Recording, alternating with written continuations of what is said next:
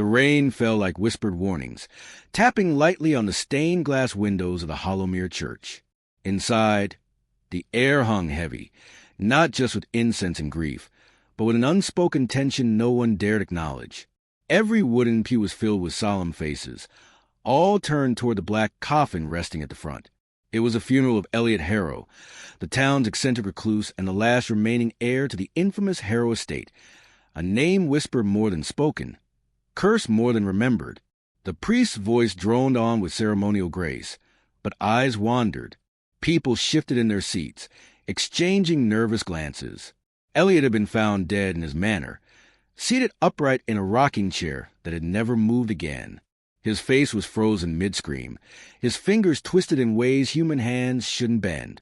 No signs of trauma, no blood, just that look, pure, unfiltered terror etched into every wrinkle. As the eulogy neared its end, the heavy oak doors creaked open with a groan that silenced the room. Every head turned in unison. What stood in the doorway didn't seem real. A white fox. It padded inside slowly, water dripping from its snow-colored fur.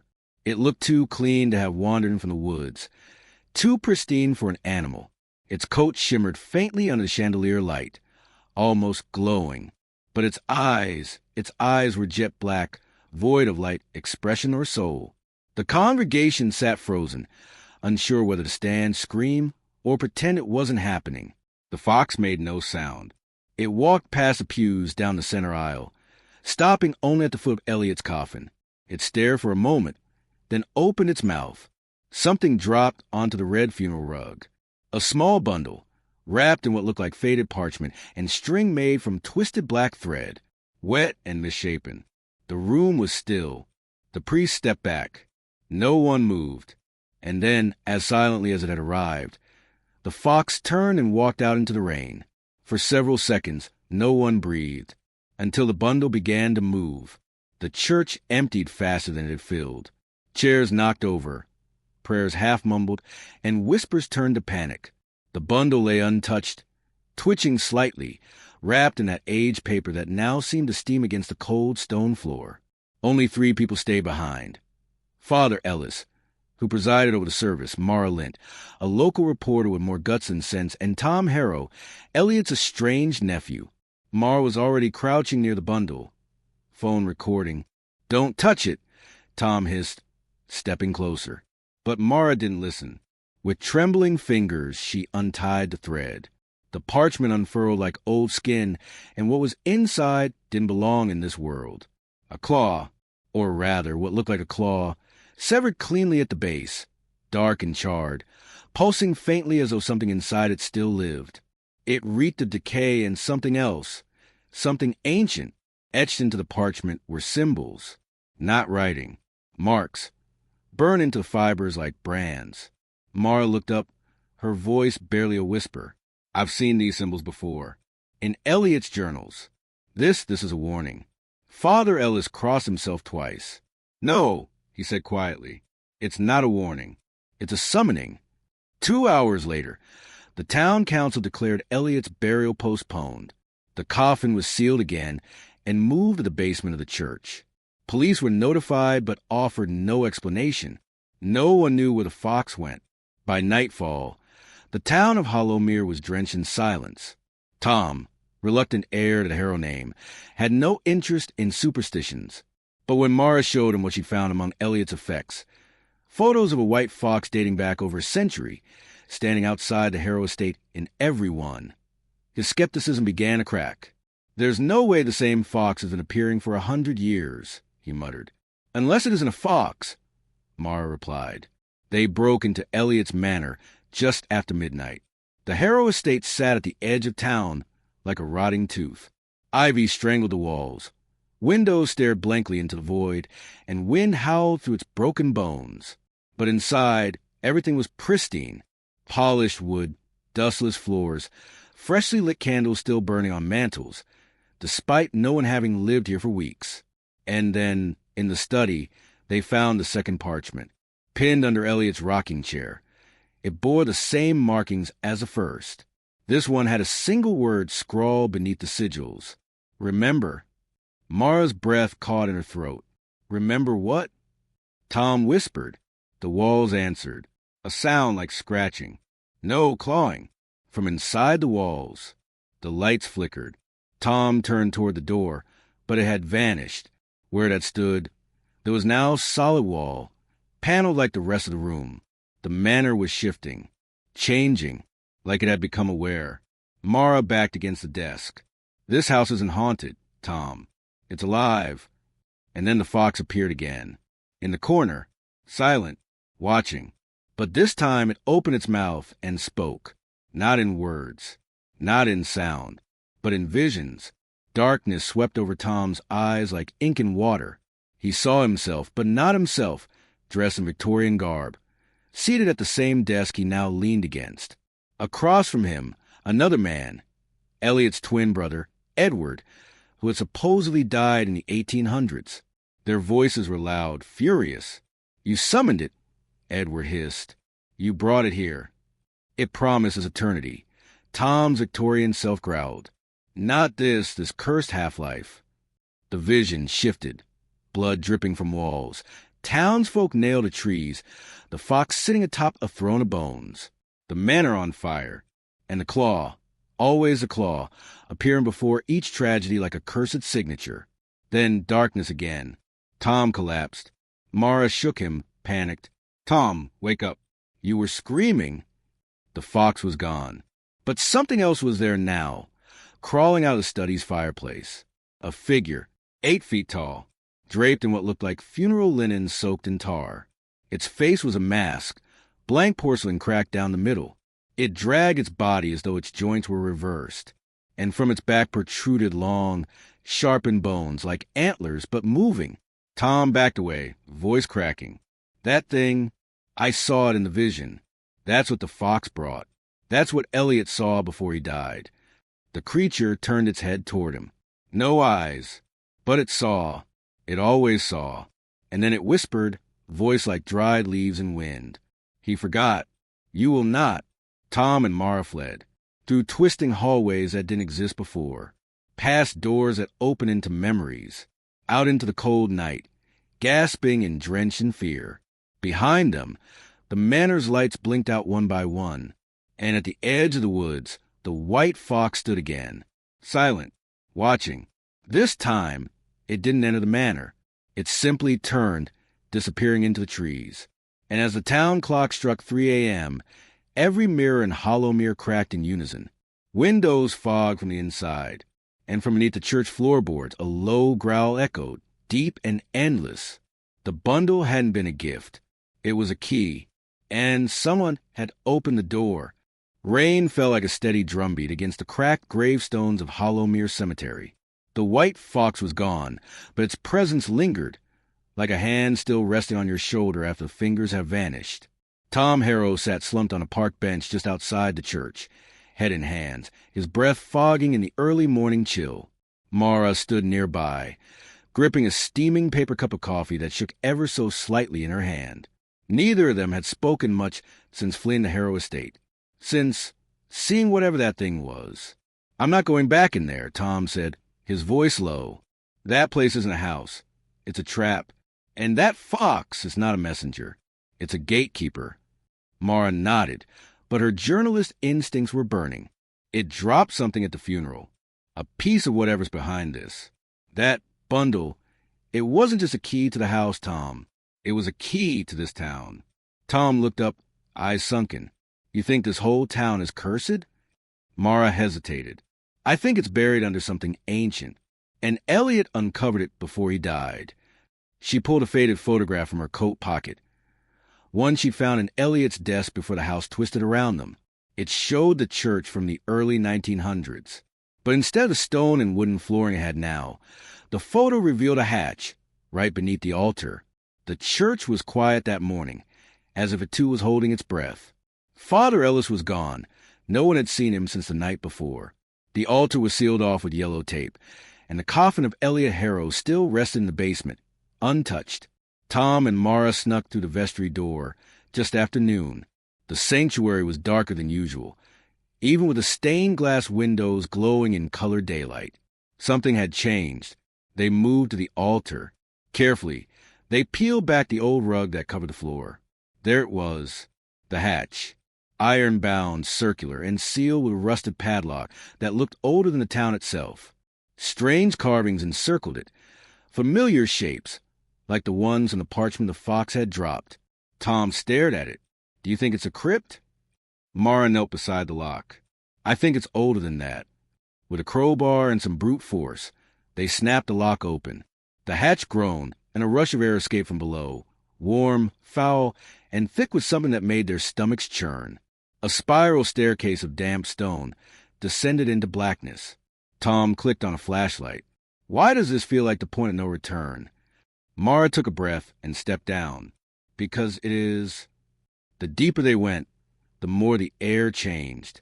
It wasn't just musty. It was alive. They could feel it pulsing, like they were walking into the rib cage of something slumbering. The walls were damp and carved with more sigils, some freshly scratched, others worn smooth with age. After what felt like miles, the stairs opened into a chamber, circular, carved from black stone. At the center stood a pedestal with an open book, its pages made not of paper, but skin. Tom stopped. "Is that?" "Yes," Mara said quickly, eyes wide. "It's human. Oh my God." On the walls, hundreds of bones were arranged in careful patterns, not stacked, designed, forming the shape of a fox, long body, slit eyes, and a tail that curled like a serpent. A fox made from bones. Mara moved toward the book, flashlight quivering. One page had a date, April 13th, 1897. The next, a list of names. All local surnames. Harrow, Ellis, Lint. Each name had a symbol beside it. A claw, a flame, an eye. Then came the last page. Only one word. Return. Suddenly, the room dropped 10 degrees. Behind them, the hatch slammed shut. And then they heard it. A whisper, not from any direction, but inside their minds. He left the door open. He forgot the rules. Tom gripped the wall. "We have to go. We have to go now." But it was too late. One of the walls began to breathe. "We need to see what's under that church." From the living wall, something began to emerge. Not a creature, not a person, but an idea given form. Its body shifted constantly, never settling. One moment it was a boy, the next it was a woman screaming, then a fox. Always changing, always wrong. Its face rippled like disturbed water. Its voice came in fragments, memories stolen from their own minds. "You watched him die, didn't you, Tom? You lied about the fire, Mara. You were always meant to return." They turned and bolted up the stairs, lungs burning, limbs trembling. The shapeless thing followed, not running, but always just behind them, like fear itself. They burst through the hatch and slammed it shut, pushing a pew over it. For a moment, everything was still, but something had escaped with them. The church bells tolled, even though no one had pulled the rope. The windows cracked, and from the basement, a sound echoed up, a knock, then another, 3 knocks, just like the fox had done during the funeral. Tom turned to Mara. "That's not Elliot in that coffin anymore." They called the sheriff. He came reluctantly, muttering about dreams and voices in his walls. Together, they pried open the coffin. But it wasn't Elliot inside. It was Father Ellis, his body contorted and eyes sewn shut with black thread. A claw mark stretched across his chest. Pinned to his suit was a third parchment. It read, "The fox brings what we bury, and buries what we bring." Tom reeled backward. That means... "Elliot's body was never in here," Mara said, her voice hollow. The sheriff turned pale. "Then where the hell is it?" And then the doors opened again. The fox stood there, its fur soaked in black. In its mouth was Elliot's face. Not his head, just the skin. It dropped at the altar and turned away. No one spoke. No one could. By sunset, all of Hollowmere knew something was wrong. Mirrors refused to reflect anything after midnight. Children spoke of the fox waiting in their closets, tails twitching. Phones rang, but no one was ever on the other end. And always, that feeling that you were being watched. Mara and Tom left town that night, but the road kept turning them back. Gas stations didn't exist where they should. GPS spun like a compass in a storm. Eventually, they found themselves back at the Harrow Estate gates, though they had taken no such road. Waiting in front of the manor, beneath the moonless sky, was the fox. This time it spoke aloud. "You are part of the offering now." Then it disappeared into the shadows, and the front door of the manor creaked open slowly, inviting them in. Tom's hands trembled as he pushed open the heavy front door of the Harrow Estate.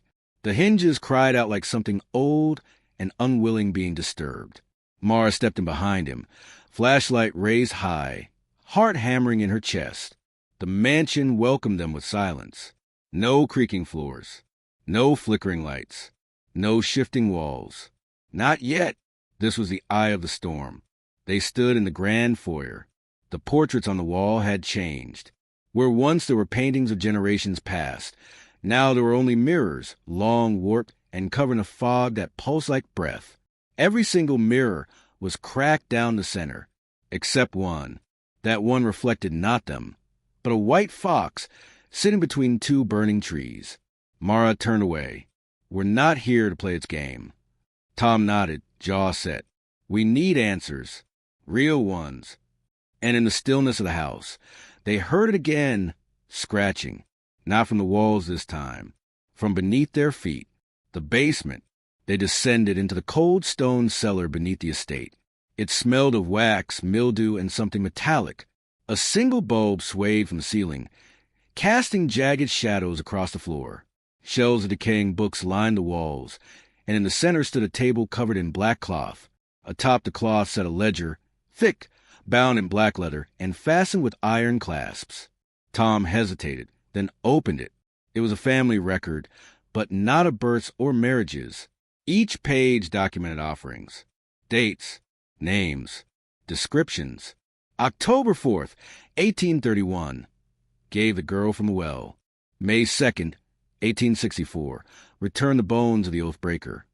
December 25th, 1903, marked the traitor's bloodline.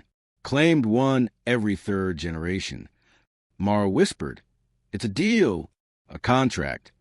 Tom turned another page. With what?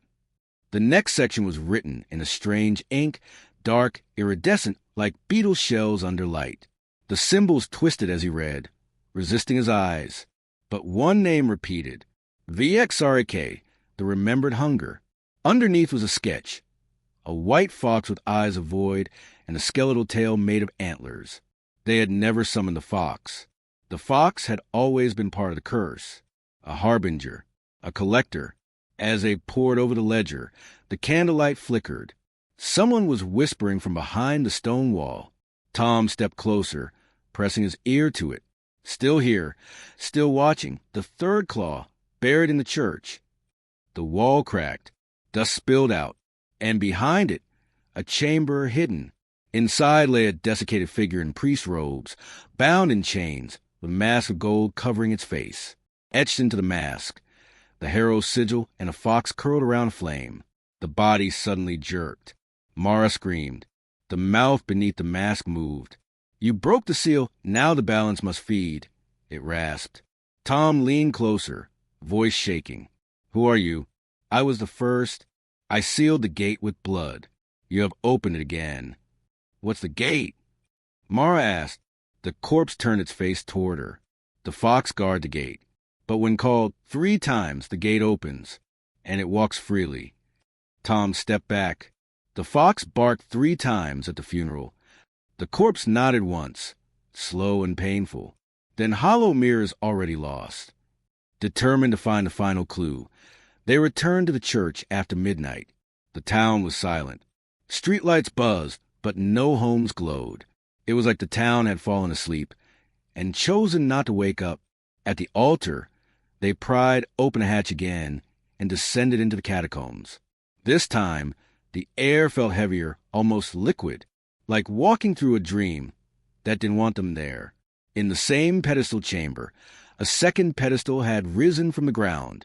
On it rested a third claw, this one white and shimmering, as if made of bone carved from moonlight. It pulsed. Tom reached out, but stopped. What happens if we touch it? Mara looked around. Maybe it's not about touching. Maybe it's about accepting. Behind them, the fox appeared again. No footsteps. No sound. It simply existed. And in its mouth was a fourth parchment. Mara took it. It read, "One claw binds the oath. 2 claws mark the blood. The third unseals the feast." Suddenly, the pedestal cracked open like an egg. The chamber shook violently. A voice, not the fox's, echoed through the dark. "The pact is undone. The gate is open. Now remember." The catacomb ceiling began to fall. They ran.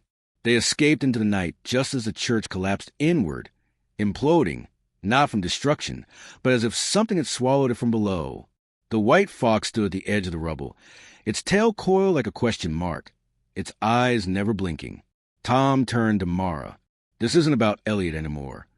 "No," she agreed, staring into the distance where the town lights flickered. "It's about everyone in Hollowmere, every family, every name in that book." Suddenly, every light in town blinked out at once. Dogs howled, and in the silence, a new sound emerged, laughter. Childlike, playful, echoing from every corner, every alley, every home. The fox turned and began walking down the street. One by one, other foxes emerged from shadows. Not white, not red, but black, their forms shifting, melting like wax in motion. Tom whispered, "It's not just one gate." Mara nodded. "It's a harvest." And in the sky above Hollowmere, the stars blinked out one by one, each replaced by a pulsing eye, watching, waiting, remembering. In the hours after midnight, when the town had slipped into a deep, uneasy slumber, Tom and Mara found themselves drawn deeper into the unfolding nightmare. The collapsed church and the restless procession of foxes were only harbingers of an ancient secret, a secret that had festered in Hollowmere since before memory. They knew now that their next step was to understand the origin of Vexrak, the eldritch force behind the foxes, and to discover how the cursed ritual might be undone. A grim resolve hardened inside them, for even as terror gnawed at their resolve, hope, however faint, dared to suggest that the curse might be reversed. Hollowmere's history was woven with whispers and shadows. Old records, long dismissed as mere folklore, hinted at a time when the town's founders made a desperate bargain with a being they called Vexrak. The Remember Hunger. Legend had it that a blight had swept the land. Crops failed, livestock perished, and the people were driven to the brink of starvation, desperate and frightened. The town elders gathered one bleak winter night and forged a pact with the spectral force. In exchange for salvation, a portion of every family soul would be pledged, and the town would forever belong to the cycle of harvest and sacrifice. Tom recalled a passage from the Herald Ledger that Mara had shown him, a passage that spoke of the unyielding hunger that binds the blood. This hunger, it seemed, had been incarnated in the form of a white fox, and later, as generations passed, it took on other forms. Tonight, the foxes roamed freely, but their master, Vexrak, remained hidden in the depths of legend. Deep beneath the estate and forgotten vault, Mara discovered an old diary bound in cracked leather. It belonged to one Agnes Harrow, a long-forgotten matriarch who, according to the faded script, was one of the original signatories of the Cursed Pact. With trembling fingers, she read aloud the diary's first entry as the room's single light flickered like a dying ember. "In the year of our despair, on a night marred by bitter winds and frozen hearts, we invoked the mercy of the unknown. Vexrak, the devourer of hope, granted us reprieve in exchange for a legacy of pain, a cycle of endless sacrifice. May his hunger be sated by those who forget." Her voice cracked on the final word. Agnes had warned that forgetting was the gravest sin, a sin that would trigger Vexrak's return in full fury. The diary spoke of dark rites performed at the stroke of midnight, where trembling voices recited incantations, while a statue of Fox, its eyes carved from obsidian, loomed over the gathered faithful. In that cold, forgotten chamber, the pact was sealed with the blood of a newborn and a promise never to stray from the ancient customs. Mara shivered. It wasn't merely a story of desperation. It was a sacrificial ritual etched into the very bones of Hollowmere. Determined to learn more, Tom and Mara sought out the last remaining relics of Agnes's time. They combed through dusty town archives and visited the old cemetery where the Harrow family lay entombed. In the cemetery's shadowy alcoves, a crumbling mausoleum concealed inscriptions in archaic script. Carefully, Mara translated the worn carvings. When the white flame crosses the void, the eternal debt must be repaid. Bound by claw and cursed by oath, only blood can rebind the seal. The cryptic verses confirmed what both terrified and galvanized them. The ritual to reseal the gate and end the curse demanded a sacrifice of blood.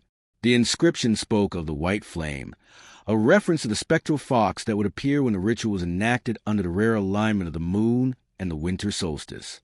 This was no simple task. It was a ritual that had never been completed since the original pact was made.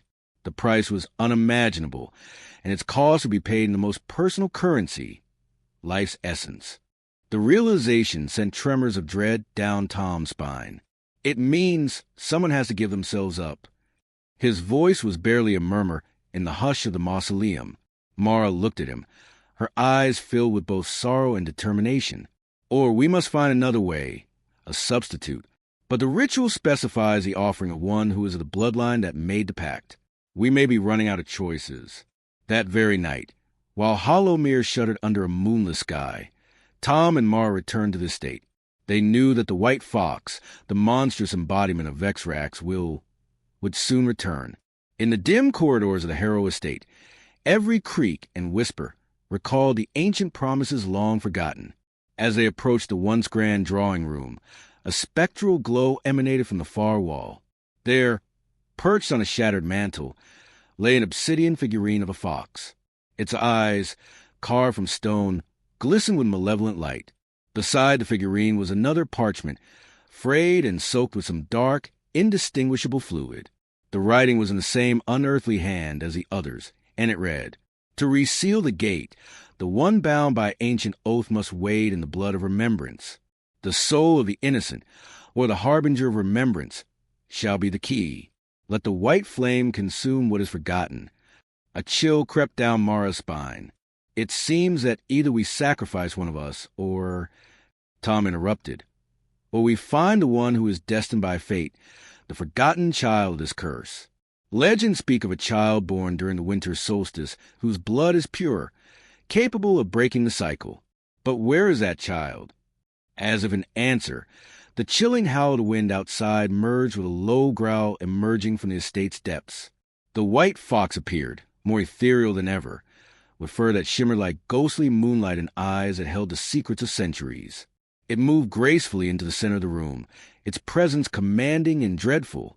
The fox's gaze bore into Tom's soul, a silent interrogation where guilt, fear, and recognition mingled. The creature stepped closer to the figurine. Its eyes glowed brighter, as if it were absorbing some ancient knowledge from the stone gaze. Then, in a slow and deliberate motion, the white fox lunged, not at Tom or Mara, but at the figurine. With a soft, almost respectful collision, the figurine shattered into a spray of black dust and shimmering, white embers that floated upward like lost memories. In that instant, the room filled with a blinding radiance, a white flame that danced like spectral fire. A disembodied voice echoed, resonant and cold. The offer must be chosen. Tom, heart pounding, reached out for Mara but stopped short as he noticed something by the estate's grand windows. There in the reflection was a small figure, a child with wide, luminous eyes that echoed the innocence of a soul untouched by the curse. For a moment, time froze. The child's features seemed etched by starlight and sadness, the mark of someone born under fateful circumstances. With fragile determination, Tom and Mara followed the spectral reflection into the estate's overgrown garden. The night was silent except for the soft crunch of their footsteps along the neglected gravel path. The garden, a chaotic tangle of twisted vines and forgotten sculptures, bore an uncanny stillness as if it were waiting. In a secluded corner, partially hidden by weeping willows, they found the child. The child's skin was porcelain pale, and her eyes shimmered with both wisdom and grief. In her small hand, she clutched an old, ragged teddy bear, a relic from a time when innocence was protected from the monstrous bargains of adulthood. "Who are you?" Mara asked softly. The child's voice, when it came, was like a gentle chime in the darkness. I am Lila. I've been waiting for someone to remember. As Lila spoke, the white flame in the estate's heart pulsed once, then twice. Tom's mind raced with the implications. The ritual demanded a sacrifice of blood from one of the Harrow line. Lila's presence, her inexplicable link to the ancient curse, meant that she was a prophesied key, yet her eyes were full of sorrow, as if she understood that this fate was not a blessing, but a curse itself. Lila's voice grew steadier. I know what must be done. I've seen the dreams. They show me the ruin that comes with breaking the pact too forcefully. To heal Hollowmere, my blood must be poured in remembrance of those who were lost, but the cost is my life. Tom's heart ached at the thought, but Mara stepped forward, her voice trembling with fierce protectiveness. There must be another way. We are not meant to sacrifice innocence when perhaps a substitute can be found. But the silence that followed was heavy. The white flame flickered as if in lament, and the spectral fox circled, its eyes unblinking, as if urging acceptance of fate. In the final hours before dawn, in the ruins of the Harrow Estate's grand drawing room, the ritual was prepared. Mara, Tom, and Lila gathered before the altar, a rough-hewn slab where blood and memories once merged. An ancient tome lay open on the altar, its pages filled with the incantations Agnes Harrow had once recorded. The words, written in an archaic tongue, seemed to breathe in the cool air. The ghostly presence of Vexrak, the remember hunger, seemed to converge on them. Outside, the foxes gathered again, their eyes reflecting a sorrowful inevitability. The white flame roared, casting wild shadows that twisted and melded into monstrous shapes on the walls. As Tom read aloud the incantation from the tome, Mara held Lila's trembling hand. Every word resonated with the ancient power that had long governed Hollowmere's fate. The air grew thick with the scent of old earth and bitter loss. The white flame leaped higher, enveloping Lila in its spectral light. For a single heart-stopping moment, the child's eyes met Tom's, a silent plea, asking him to remember not just her sacrifice, but the lives that had been claimed by this cruel pact. Then, with a sudden, agonizing silence, Lila's form began to waver. The child's life force ebbed away as the ritual reached its climax. The incantation intensified. Words became a maddening chorus. At the apex of the ritual, a final command reverberated through the silence. Let remembrance be the key to renewal. In that instant, a great surge of raw energy burst from the altar, radiating through every stone and shadow. The ground trembled as if the world itself were exhaling after a long, tortured breath. The spectral fox ceased its circling and stepped forward into the white flame, merging with the energy as if absorbed by an otherworldly force. The white light blazed, then softened into a ghostly afterglow that bathed the ruined estate in an eerie calm. The town of Hollowmere had returned to its quiet rituals. People swept porches, shops reopened, and for the first time in decades, laughter fluttered through the streets like uncertain birds testing the wind. But underneath the surface calm, something festered. A rift, unseen but undeniable, lingered like a bruise beneath the skin of Hollowmere. Tom and Mara had survived the ritual. The white fox had vanished, and Lila's sacrifice had sealed the ancient altar. The foxes disappeared from the woods, and the night no longer whispered. But peace, they would learn, was not the same as closure. It began subtly. Tom woke one morning to find white strands of fur on his pillow, though no animals had crossed the threshold of his home. Mara noticed reflections behaving strangely again. Only for a moment. The mirrors flashed with foreign landscapes. Forests blanketed in bone ash, skies cracked open with impossible stars. In the weeks following the ritual, both began experiencing a shared dream. In it, they stood at the threshold of a blackened chapel. The building pulsed like a living heart, its stone walls slick with memory and sorrow. Inside the chapel, the pews were full, not with people, but with foxes, silent, still, watching.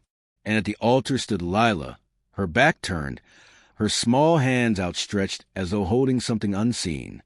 Her voice was calm, almost musical. The seal is cracked. The price, only pause. Each time they awoke, drenched in sweat, a single phrase echoed in their minds. Remembrance is not enough. Driven by the gnawing sense of incompletion, Mara returned to the Harrow archives. She scoured through everything they had missed before. Pages she'd once skimmed, now devoured. There, buried in a bundle of ceremonial texts, she discovered a sealed envelope with no name. Inside was a faded letter from Agnes Harrow. The letter was not addressed to anyone. It was a confession. We lied. The original ritual, it never sealed Vexrak. It only scattered him, shattered his hunger into smaller echoes to feed on the town across centuries. Each generation believed they had paid enough, but the debt was eternal. His hunger cannot be satisfied. He can only be bound temporarily, and each time the cost will grow. The letter shook Mara to her core. Lila had not ended the curse. She had delayed its next awakening. And worse, her sacrifice had strengthened Vexrak's reach, drawing him closer to a form that could eventually walk among the living. When she told Tom, his face paled. So, we've given him exactly what he wanted. Innocence, pure remembrance, a crack wide enough to return fully. It wasn't over. That night, the fog returned to Hollowmere, thicker than ever, choking the streets in silence. The temperature plummeted, frost forming like veins across windows. And then came the scratching. At first, just one house. Then another, soft scraping against wood, glass, stone, dozens of homes. All at once. A pattern. A summons. Tom opened his front door just before midnight. There, sitting motionless at the edge of the steps, was the white fox. Its eyes glowed with mournful fury. But it wasn't alone. Behind it, a procession of creatures emerged from the fog. Not foxes. These were larger, monstrous, half-formed, wolves with eyeless faces, hounds with rib cages exposed and burning from within. The hunger had returned, and it had grown teeth. Mara joined him, trembling. These are the pieces of him, all coming back together. The fox stepped forward, and in its mouth, it dropped something. A ring. Lila's ring. The silence that followed was absolute. Not a single breath of wind. Not a single bird in the trees. Just the echo of a child's laughter, faint, haunting. Then came the roar. The fog exploded with movement. The creatures charged, not Tom and Mara, but past them, into the town. They had no weapons, no sacred rites, no more children to sacrifice. Just one final truth. Remembrance had limits. Action was needed. And Tom had an idea, a desperate one. The mirror altar, he whispered. In the oldest part of Hollowmere's underground tunnels, beneath the original church ruins, there was a mirror altar spoken of only in myths. A reflective gate said to hold back the true face of Vexrak. Sealing it required not innocence, but guilt, a soul burdened by memory. They ran, dodging the chaos overtaking the town. Fires bloomed. Screams echoed. Families tried to escape the streets, only to vanish into the mist. Buildings shook as the earth itself seemed to resist their path. But they reached it, deep beneath Hollowmere, in a cavern lit by veins of glowing quartz, stood the mirror altar, a monolithic slab of obsidian, cracked and dripping with shadow.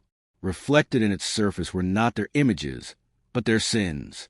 Tom saw himself turning away when the white fox first appeared, choosing logic over instinct. Mara saw her silence, her refusal to speak up during past strange events when she knew something was wrong.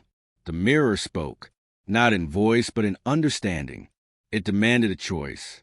One of them had to enter, willingly, not as sacrifice, but as offering, a trade, a binding, to take Vexrak's hunger and lock it within one soul, forever. Tom looked at Mara. It has to be me. No, she said, stepping forward. I see it now. I've always been running from this, afraid to remember.